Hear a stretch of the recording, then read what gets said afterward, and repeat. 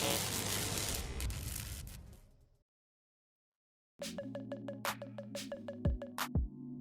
guys, mga kabrum-brum, dito tayo ngayon sa Rosie ulit na nilubos-lubos natin yung video natin para may mga i-upload tayo. Madalang kasi tayo nag-upload kaya ito, nakita nyo to. Yung mga mahilig mag trail o sa off-road. Ito pwedeng gamitin niya.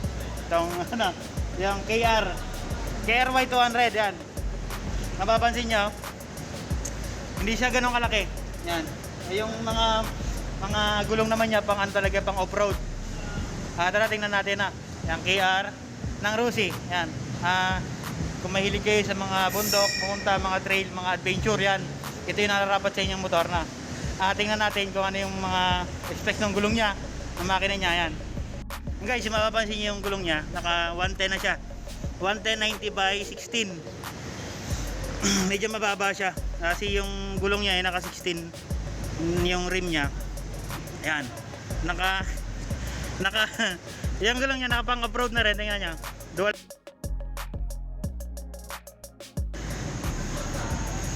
Yan, carb type. Yan. Naka carb type siya. Yung mga makina niya, tingnan niya. Makita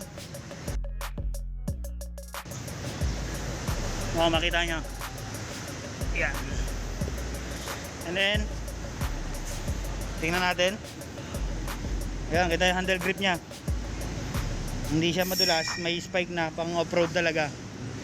At yung handlebar, naka-pat-bar na rin siya. Ayan.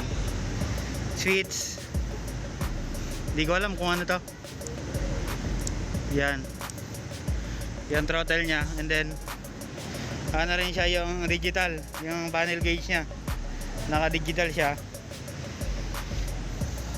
Nakita niya. At yung tambutso niya, ito. Sabi na yung rim niya, naka-black rim siya. And then naka-disc brake na rin huli. Yan. Disc brake ang huli.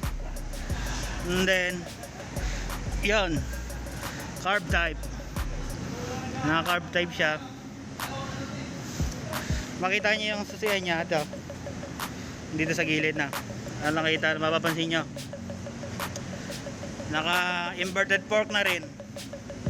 Yung fork niya sa una, yan, inverted fork na siya. Yan.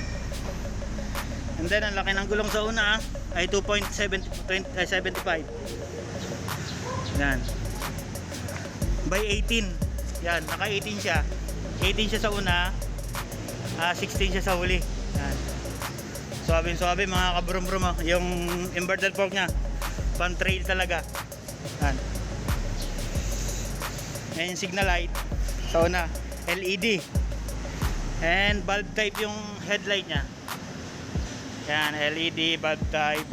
Sa huli titingnan natin. Naka LED na rin. Yan, LED na. Ayan, bulb. Hindi ko alam tong tail light niya kung bulb type o LED. Yan, suabe to pang trail.